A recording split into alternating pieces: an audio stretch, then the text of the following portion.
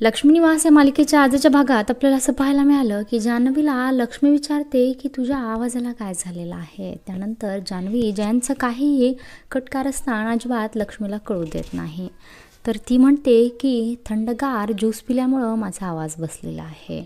आणि जयंतला हे सर्व ऐकून खूप बरं वाटलेलं आहे की जान्हवीने माझी काही तक्रार लक्ष्मीच्या जवळ केलेली नाही.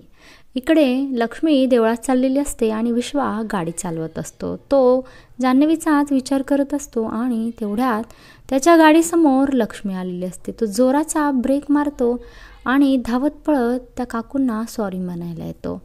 तर पाहतो तर काय, ती जान्हवीची आईच लक्ष्मी असते. त्यानंतर विश्वा म्हणतो, काकू कशा आहात? त्यानंतर लक्ष्मी म्हणते की बाळा जरा हळू गाडी चालवायला जा. त्यानंतर लक्ष्मी विचारते की तू लग्नालाही आला नाहीस. त्यावेळेस विश्वा म्हणतो काही फॅमिली प्रॉब्लेम्स सुरू होते त्यामुळे मला लग्नाला येता आलं नाही. आणि पुढे विश्वा म्हणतो की आत्ता जो घडलेला प्रकार आहे तो जान्हवीला अजिबात कळू देऊ नका आणि मी भेटलो आहे हे सुद्धा तिला कळू देऊ नका, नाहीतर ती काळजी करत बसेल. आणि तिथून विश्वा निघून जातो. तो गेलेला असतो सईला आणायला. आता विश्वाच्या आयुष्यात ही गोड अशी आणि चटपटीत अशी सई आलेली आहे. सईला पाहून विश्वाला खूप आनंद होतो.